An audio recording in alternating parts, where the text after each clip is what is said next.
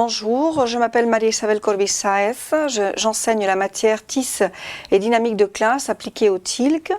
C'est une matière qui compte 6 crédits et la modalité d'enseignement-apprentissage est le e-learning.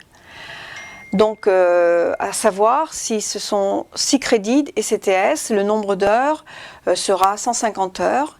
La langue véhiculaire, le français, niveau B2, et la matière est accessible à travers la plateforme d'apprentissage Moodle UA.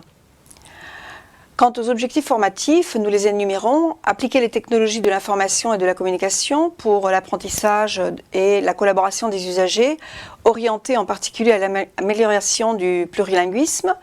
Le deuxième, connaître les outils et ressources numériques pour l'information et la communication et l'apprentissage en ligne en vue de la promotion et de l'amélioration du plurilinguisme.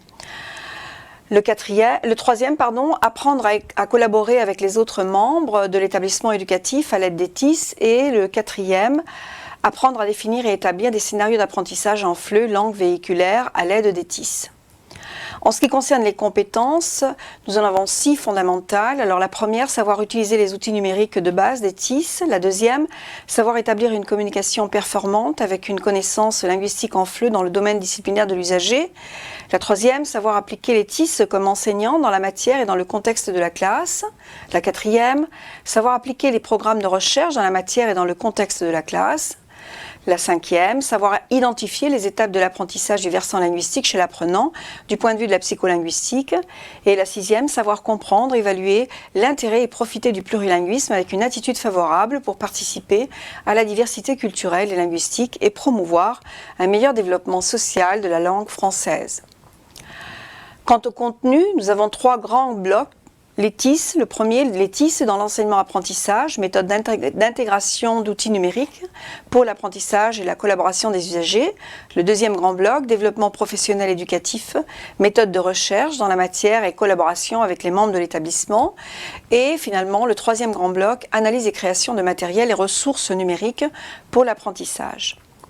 Alors quant à la méthodologie, il faut savoir que la matière est conçue et structurée selon la méthode d'apprentissage par tâche. Chaque unité abordera et travaillera divers aspects regroupés par tâches qui permettront l'acquisition chez les usagers des différents savoirs, capacités et compétences nécessaires pour atteindre avec succès l'ensemble des tâches qui définissent le scénario d'apprentissage final synthétisé. Alors le plan de travail, comme nous avons déjà annoncé, les activités et tâches de chaque unité se font en ligne. Les activités proposées par le professeur doivent être remises à travers l'option d'Aléas du Moodle UA dans les délais fixés. Le professeur expliquera et donnera des détails précis sur les différentes activités à remettre. Et à savoir, si l'étudiant ne peut pas remettre les activités dans les délais, il devra justifier le retard et demander le report du travail. Et auquel cas, le professeur indiquera un nouveau délai de remise de l'activité. Alors l'évaluation, cette matière est évaluée selon le contrôle continu, c'est un 100%. Alors les pratiques individuelles ou en groupe remises dans les temps indiqués par le professeur comptent un 30% de la note finale.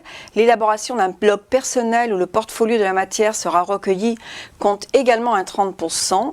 Et l'élaboration d'un scénario d'apprentissage en langue française à l'aide des TIS adapté à la matière choisie par l'usager et au niveau de langue des apprenants de la matière. Donc cette, unité ou ce scénario d'apprentissage se soutiendra en ligne à l'aide d'un outil numérique. Alors ceci vaut 40% de la note finale. Alors nota bene, si la note finale résultante du contrôle continu est inférieure à 5, pour la deuxième session, c'est-à-dire la segunda convocatoria, les activités non réussies pourront être rattrapées. Le professeur respectera les notes des parties réussies lors de la première session. Alors voici le calendrier.